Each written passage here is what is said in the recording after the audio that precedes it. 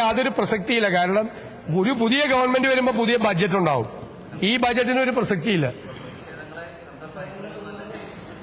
അല്ല, അവര് തീർച്ചയായിട്ടും അവര് ചെയ്യണ്ട. അവരെന്താ തീരുമാനം എടുക്കേണ്ട. തീരുമാനം എടുക്കാതെ ഞാൻ അതിനെക്കുറിച്ച് പ്രതികരിക്കുന്നത് ശരിയല്ല.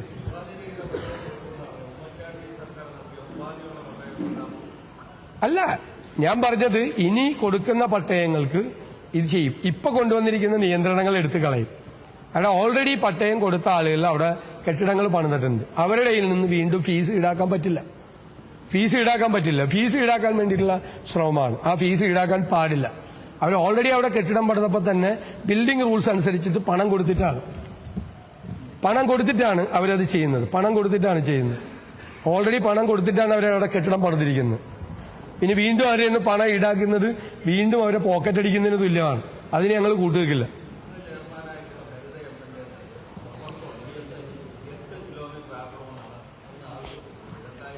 എത്ര കിലോമീറ്റർ? ഒന്നൊരു 10 കൂടി കൂട്ട്. ചോദ്യത്തിൽ ഒരു 10 കൂടി ചുമ്മാ കൂട്ട്. ഒരു രസമായിരിക്കും പറയും. അങ്ങ് ചോദിക്കുന്നത് തെറ്റായ ചോദ്യമാണ്.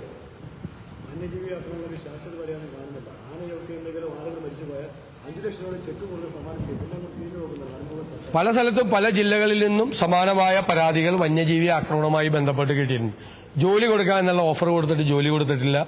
ആദ്യത്തെ 5 ലക്ഷം കൊടുത്തിട്ട് രണ്ടാമത്തെ 5 ലക്ഷം കൊടുത്തിട്ടില്ല.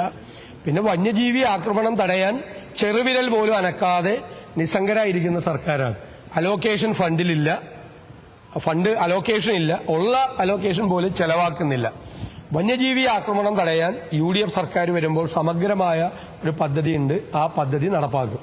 അതിൽ പരമ്പരാഗതമായ സംവിധാനങ്ങളെയും ആധുനികമായ സംവിധാനങ്ങളെയും സമന്വയിപ്പിച്ചുകൊണ്ട് ഉള്ള ഒരു സമഗ്രമായ പദ്ധതി വന്യജീവി ആക്രമണം തടയാൻ UDF സർക്കാർ കൊണ്ടുവരും.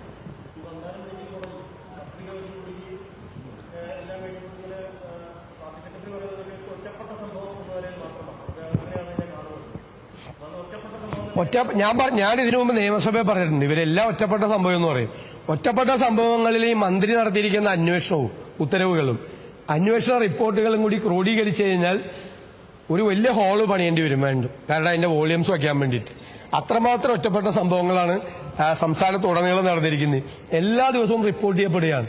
വ്യാപകമായ സംഭവങ്ങൾ റിപ്പോർട്ട് ചെയ്യപ്പെടുകയാണ്. കത്രിക 5 വർഷം വയറ്റി കുടുങ്ങിയതിനുള്ള മറുപടി 50 കൊല്ലം കത്രിക വയറ്റി കിടന്നാലും കുഴപ്പമില്ലെന്നാണ്.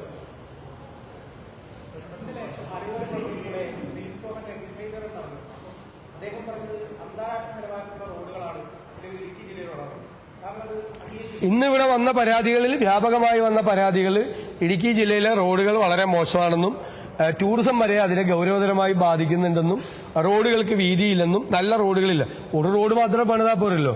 ഇപ്പൊ ഹൈവേയുടെ ഇവിടെ നേര്യമംഗലത്തു നിന്ന് തുടങ്ങി വളറ വരെയുള്ള റോഡിന്റെ വിഷയത്തിൽ എന്താണ് ചെയ്തത്? ആരെ കൊണ്ട് കേസ് കൊടുത്തപ്പോ വനം വകുപ്പ് പറഞ്ഞു അത് വനഭൂമിയാണെന്നും, അല്ലേ? റവന്യൂ വകുപ്പ് പറഞ്ഞത് റവന്യൂ ഭൂമിയാണെന്ന്. വ്യത്യസ്തമായ അഭിപ്രായം കോടതിയിൽ പറഞ്ഞു. വ്യത്യസ്തമായിട്ടുള്ള അഭിപ്രായം കോടതി അത് സ്റ്റേ ചെയ്തു. ഒരേ സർക്കാരിന്റെ തന്നെ 2 ഡിപ്പാർട്ട്മെന്റുകൾ അവിടെ കൊടുത്തു. അതിനുശേഷം രണ്ടാമത് അത് കറക്റ്റ് ചെയ്ത് കൊടുത്തു. അത് കഴിഞ്ഞിട്ട് കോടതിയിൽ നിന്ന് അനുകൂലമായ ഉത്തരവുണ്ടായി. അപ്പൊ ഹൈപ്പവർ കമ്മിറ്റി വെച്ചു. ഡിലേ ചെയ്യിപ്പിക്കുകയാണ്.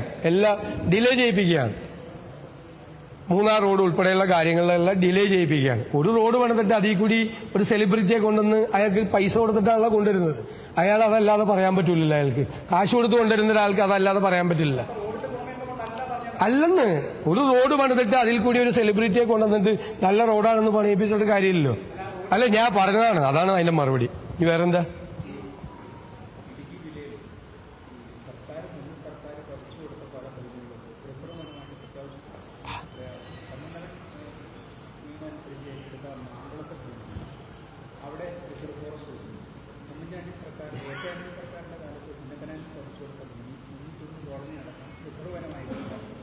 ഇങ്ങനെ അനധികൃതമായ റിസർവനമായിട്ട് പ്രഖ്യാപിക്കുകയും അത് നടപ്പാക്കുന്നില്ല എന്ന് പറയുകയും UDF അധികാരത്തിലെത്തിക്കാം.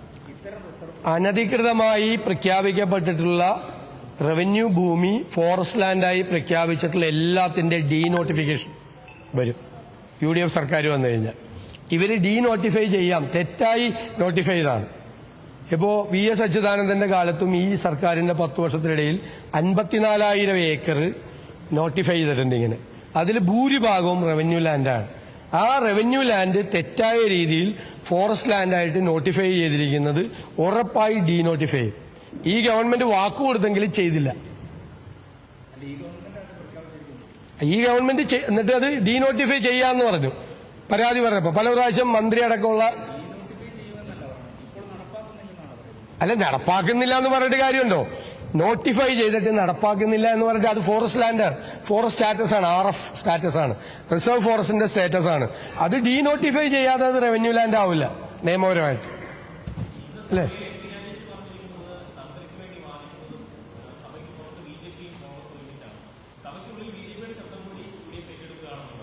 അതങ്ങനെ. അപ്പൊ കോടതിയെക്കുറിച്ച് കോടതിക്കെതിരായിട്ടാണ് പറഞ്ഞത്. ഒരു കോടതി വിധിയെക്കുറിച്ചാണ് നമ്മൾ പറഞ്ഞത്. കോടതി വിധി എന്താ പറഞ്ഞിരിക്കുന്നത്?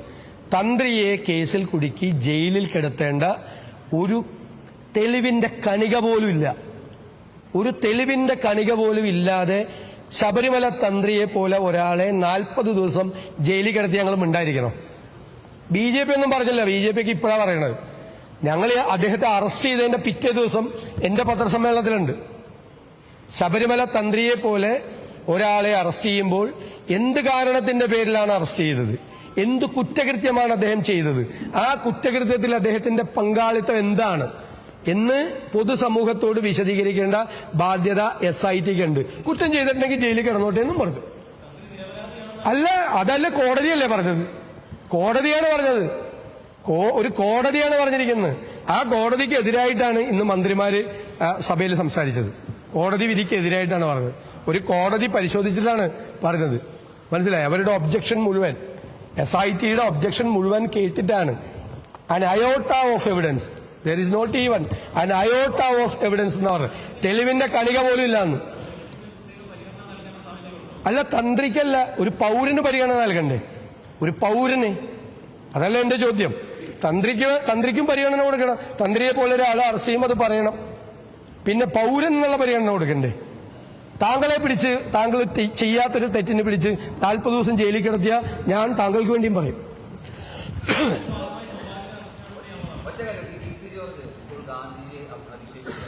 ആരാണ്?